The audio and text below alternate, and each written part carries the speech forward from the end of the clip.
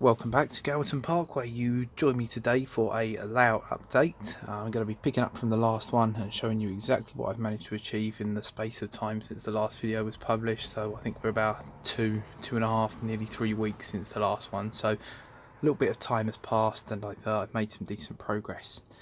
Now, before I start, I'd like to take this opportunity to thank everybody that subscribed to me recently and all of the people that have been subscribed to me from the very beginning. I think I've been doing this channel since about March and I've now surpassed my 1,000 subscribers mark, which is really pleasing. I didn't think that many people would be bothered about what I'm doing in my loft, but it turns out they actually are, so that's quite exciting. What I'd like to do also is thank everybody for making comments on the videos. Now, I can assure you I do read every single one of these comments and take on board what people are saying, but I do apologise if I don't write back to every single one of them. Time at the moment's been particularly hectic. I work full time and we've got a brand new baby boy due next week, so that's my first boy's due next week, so it's been a lot of time tied up in getting things ready for him and trying to get the layout ready and get all the noisy bits of the doing this changes to the layout done and dusted as quickly as possible so that I don't disturb the baby when he's doing whatever it is babies do. So yeah, thank you for all the comments.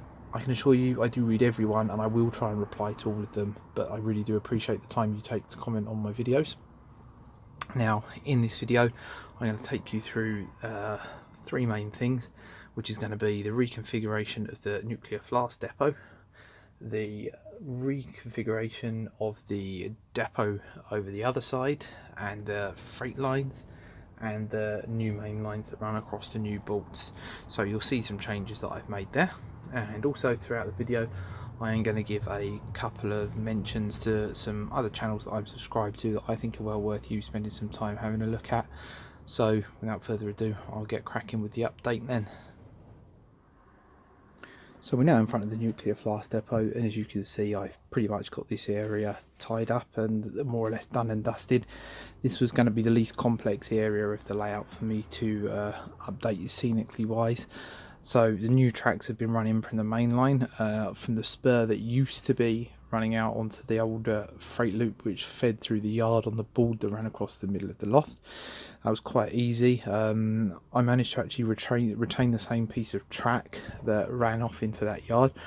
I just squirted some water on it, let it loosen up the ballast and swung it round and just laid the new track. The new track's all been ballasted and weathered, and as you can see we've got two sidings here. So they'll run in off of the main line into this first siding, and then a little shunter will take the flasks probably underneath the gantry area, so it provides a decent bit of operational interest as well, and it looks quite good, and I'm quite pleased that I've managed to save this area of the layout. It was a major concern for me as the track's all curved round, and you can see obviously where the concrete pad is that the crane stands on, where the way the track used to curve around, but I've actually managed to make this look quite naturally integrated into the rest of the layout, so that looks pretty good. So I'll move the camera now, give you a couple of other angles.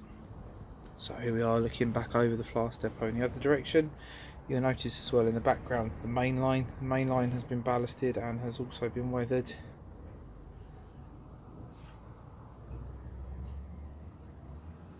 As has the track that feeds in off of the main line too.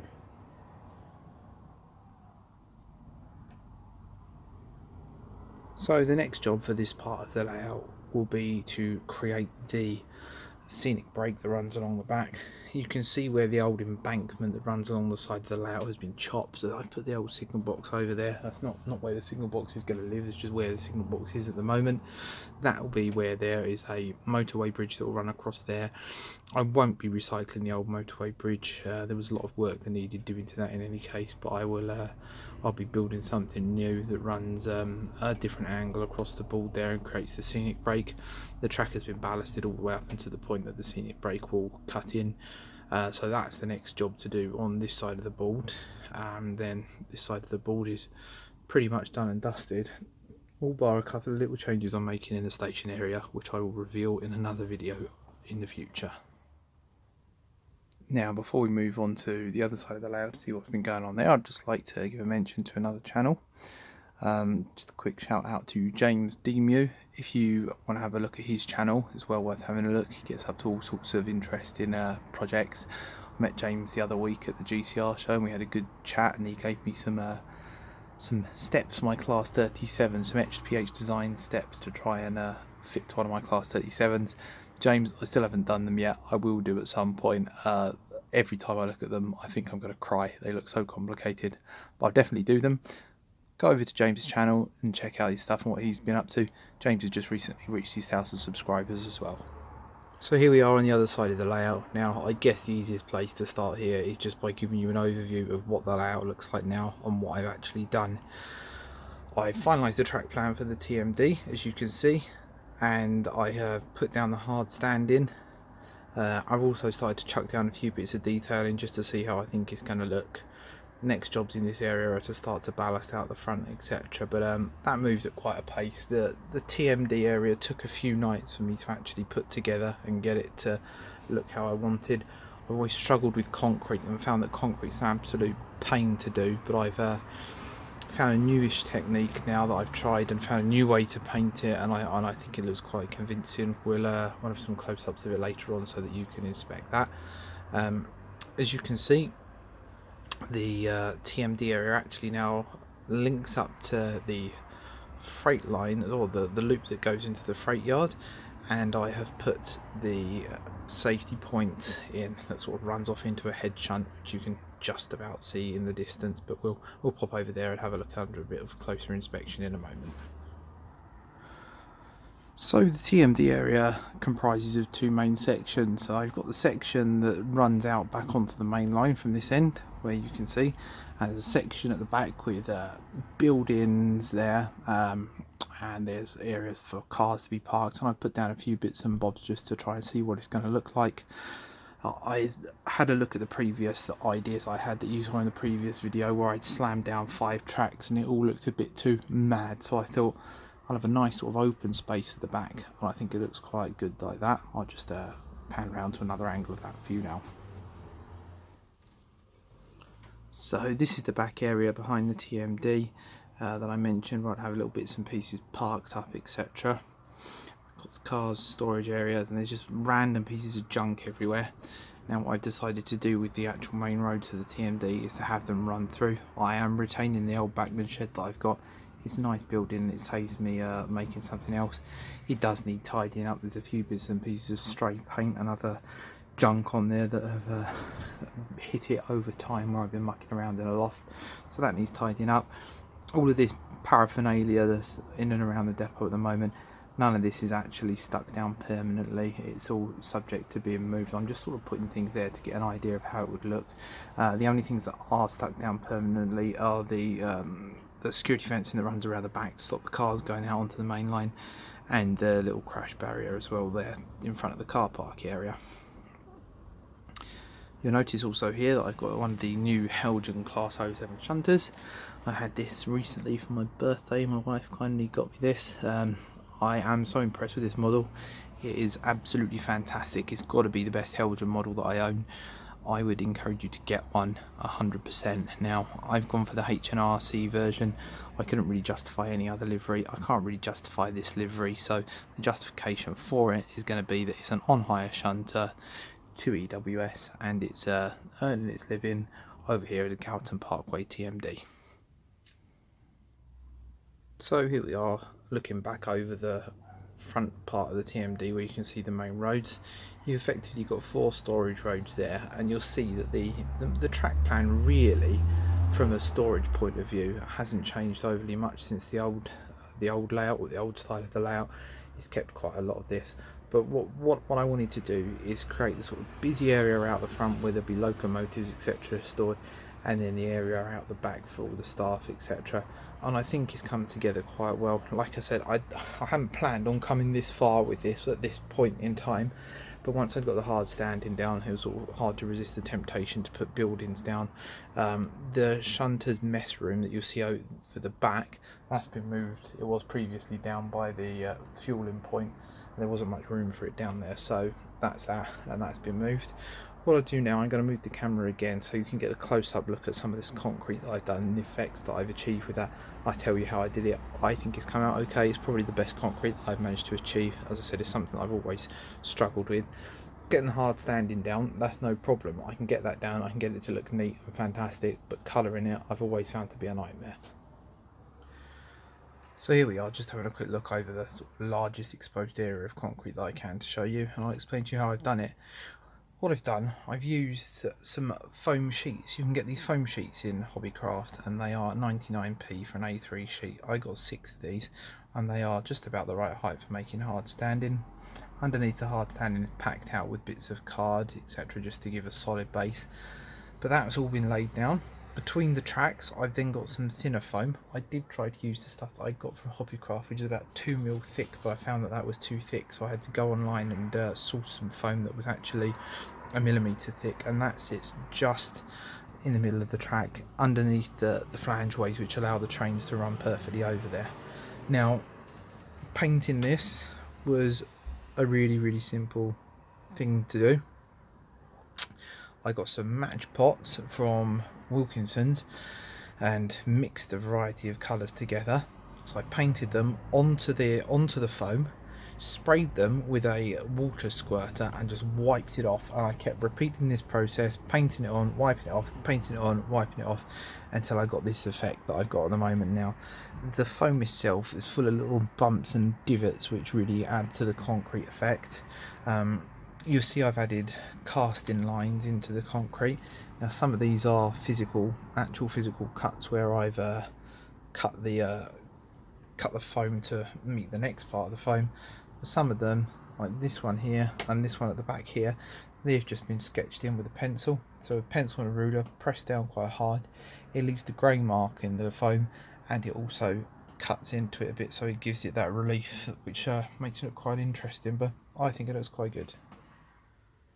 So before we move on to the next part of the video, which will look at the main lines and what I've done with those, I'm going to give another mention to somebody else. Now this person I'm going to mention is Steve Smith from Thornley Depot. Now Thornley is, or was, a 00 gauge layout which has now been sold on to a new owner, but it's worth having a look at the page. Steve's documented everything he did with the layout and it's fantastic, and it's a credit to what he's done, but he's now moving on to something new with an O gauge layout, so go over there, subscribe, because I'm sure there's going to be some interesting stuff happening there over the next few months. So as you'll see now, I've actually got the main lines down. The main lines have been laid, ballasted and weathered. Now you'll note here that this area of the layout was something that was up for much discussion in the last video and in the comments of the video about what I should do with it. Should I be filling up that big area on the left where that craft knife is with sidings or this, that and the other? Now I've come to a decision and I've decided what I'm going to put in that area, and the answer is nothing. It is going to be purely scenic. I'm going to build a big sort of cutting type effect that will run to pretty much where the end of that head shunt is, and the tracks will disappear into a cut-in and through a tunnel at the end and off at the non-scenic boards which are there. Now the reason I wanted to do this is purely because I see a lot of model railways out there where there's a lot of track chucked down. Areas of my layout I've got a lot of track chucked down, and I want to have a nice open run here where you can just watch the trains go by. So I'm going to build up a couple of nice embankments there, and then as the scenic area progresses more towards the TMD area of the layout, I'll come up with something else for that far area where you can see that sticker on top of the plyboard. So yeah, that end of it is still sort of up for debate of what I'm going to do, but we're looking for probably here going to have some rolling hills, maybe with some livestock and farm machinery, I don't know, but something quite rural, and then gradually make it a little bit more industrial as we head towards the area where the TMD is.